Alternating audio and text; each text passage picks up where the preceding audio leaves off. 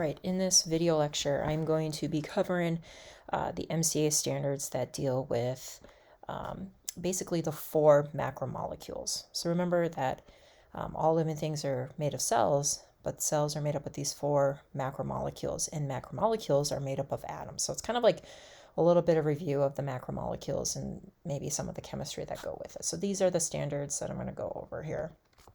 So if you get asked the question, what is the basic unit of life? I really hope you say cells and not atoms, okay? Cells are the basic unit of life. What is the basic unit of matter? That is atoms, all right? So living things are made up of cells, but cells are made up of atoms, all right? Okay, so all living things, all things have atoms in them, everything, you know, the carpet, the books, shelves, tables, you. And there are roughly 109 stable elements, but up to 115 are known. So my periodic table is extremely outdated. Okay, so let's dive into the structure of an atom for a little bit here. So I'm going to zoom so we can see this a little bit better. Of the 109 stable / 115 known elements on the periodic table, the number of protons an atom has determines what type of element it will be. So all carbon atoms have 6 protons. Okay, all hydrogen atoms have 1 proton. All helium atoms have 2. So, you know, there is this technique out there where you can, you know, collide atoms or split atoms and change them, you know, like in stars. Hydrogen fusion occurs. 1 hydrogen plus 1 hydrogen. 1 plus 1 is 2 protons, okay? And now you have an atom that has 2 protons, and that's helium. So it is strictly the number of protons that determine what type of element an atom is. There are some other subatomic particles in an atom. Okay, so we have our protons. They are located in the nucleus. The other subatomic particle that's located in the nucleus are neutrons. And neutrons are neutral, okay? They do have mass. They have the same mass as a proton. And so if you have any questions about atomic mass is the number of protons plus neutrons. So like here I can count how many protons are in this nucleus. 1, 2, 3, 4, 5, 6. I have 6 protons, that's carbon, but I can also count how many neutrons. 1, 2, 3, 4, 5, 6.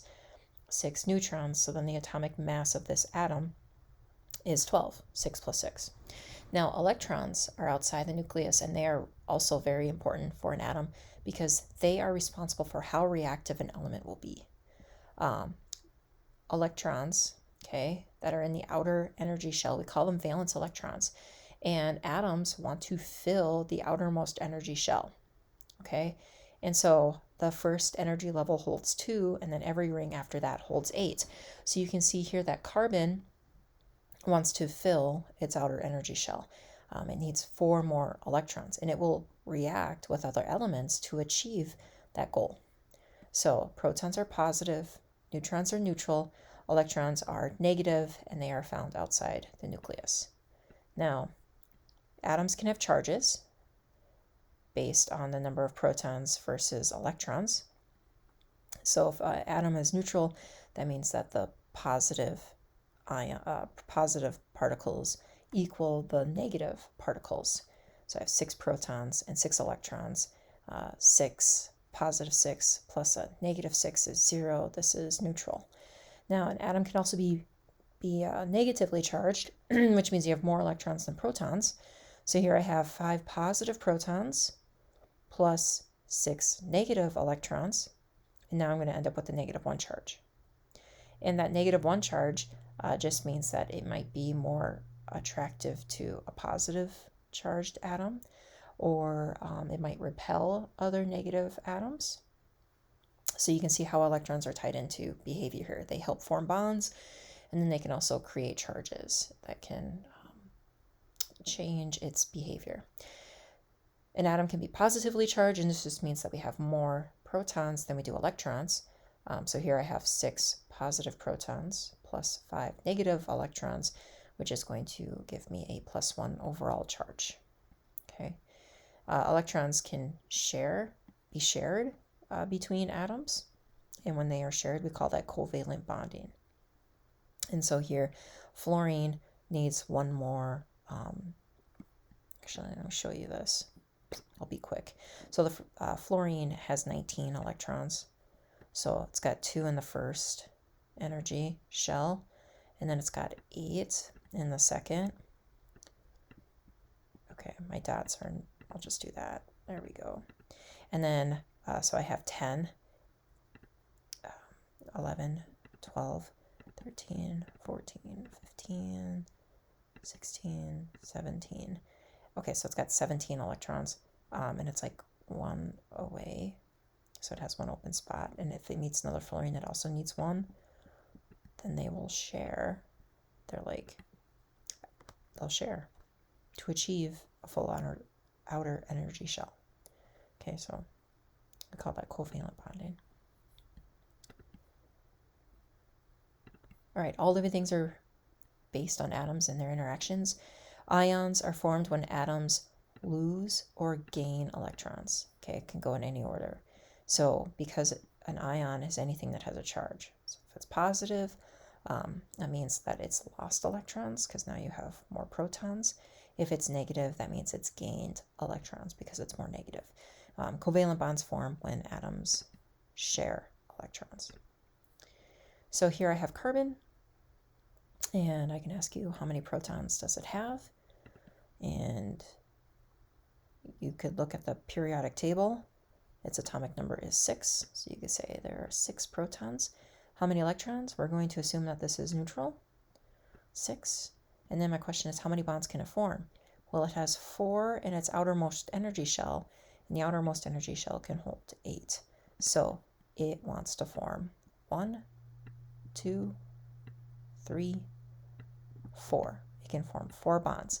And the reason why life is based on this element, carbon life forms, is because of this ability to form 4 bonds. It can form long chains, it can form single bonds, double bonds, triple bonds, it can form rings, and a wide variety of other shapes. It's the most versatile element that we know. So no other element comes close. So cells are primarily made up of a few elements. Carbon, as you can see here, 18%. Hydrogen, 10. Oxygen, nitrogen, phosphorus, and sulfur. I included calcium down here because it's in our bones and it helps us with signaling. Nitrogen and phosphorus are found in DNA. Sulfur is found in proteins, and this is found in all 4 macromolecules of life. So there are 4 macromolecules of life. Molecules made up of many atoms are called polymers. Okay, so here are the 4: carbs, lipids, proteins, and nucleic acids. This diagram shows you the elements that they are made up of. And now my question is, what are their monomers? So if these are the polymers, what are carbohydrates made up of? What are their tiny little subunits? Okay, so the carbohydrate, its subunit would be a monosaccharide. And I was going to write it in here, but monosaccharide. I would also accept sugars. It's 2 C's, H-A-R-I-D. Wow, that's brutal. Monosaccharide. And the function of carbs is to store energy, provide structural support, like cellulose, which is a cell wall in plants. It's not found in animals. But sugar and bread are examples of other carbs. Okay, lipids. Okay, their monomers are a little bit more complicated. You might say glycerol or phospholipid, but they store energy. They provide steroids, which are important for our rigidity of cell membranes, waterproof coatings, barriers. So examples of lipids are your fats, oils, and waxes. So you find them as cholesterol in our cell membrane, hormones and signaling cells to do things, and lipids make up the cell membrane, the barrier. Proteins, the monomer of proteins is an amino acid. I'm just going to write amino. amino acid, and proteins do everything. They help transport things, they speed up reactions, they do structural support, they make up things, they can be responsible for defensive mechanisms as well. Proteins do everything. And then the final one is nucleic acids, and the monomer for a nucleic acid is a nucleotide. Nucleotide. So if you get a bunch of nucleotides strung together, you are making a nucleic acid. And remember with our nucleotides, it was ATCG. Okay. Amino acids, there's 20 different amino acids like lysine and methionine and glutamic acid and a few others. But the two big examples for nucleic acids, going back to them, DNA, deoxyribonucleic acid, and RNA, ribonucleic acid. But they store genetic information. That is their job. So in a cell, proteins carry out most of our work because I told you they basically do everything. And so one class of proteins are called enzymes. And we did a few enzyme labs, like the liver lab for one. But enzymes, they do two things. Okay, they lower the activation energy. So in order for a reaction to take place, sometimes you have to put energy into it. And so what enzymes do is they lower it so that the rate occurs faster. So they lower the AE, and they also increase how fast the chemical reaction goes. How enzymes work is that they are very specific, okay? If you take a look at this picture here, these are enzymes, and they work on things called substrates, kind of like a lock and key. So they only work with specific molecules to carry out that specific reaction.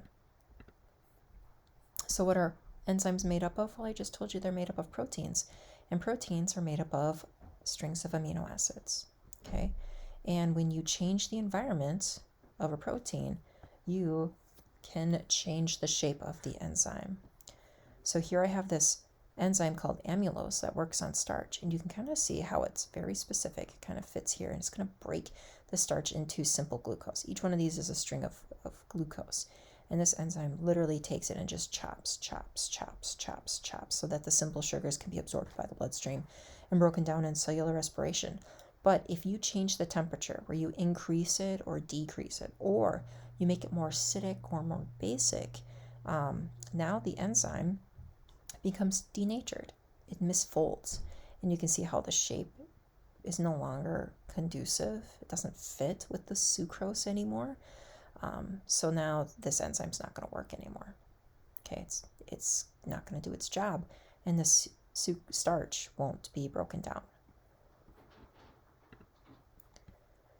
Okay, this final slide is based on water, and I don't know why that's not listed here, but water is pretty unique to life due to three big properties. High specific heat, which means that it takes a lot of energy to heat up water. And that is a good thing, because if it didn't take a lot of energy, then water would evaporate like that. And as a result, we wouldn't have water on Earth's surface, okay?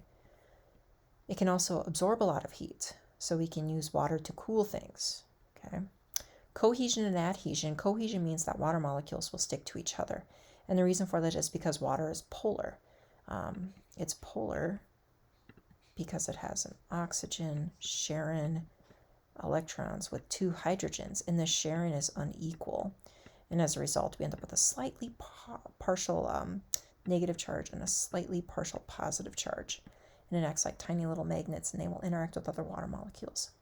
Adhesion means that it will stick to other things. And so there are a lot of polar substances out there, so water will cling to those other polar substances. And so this is why we can see surface tension. Water striders can walk on the surface. The paper clips that we did during our surface tension lab. Capillary action. This is how water climbs up into tiny microscopic vessels in plants, so that water can go from the roots of a plant to the tippy tops of it, depending on how big the organism is. Okay, that is not your quiz code, but that's kind of the summary of organic molecules.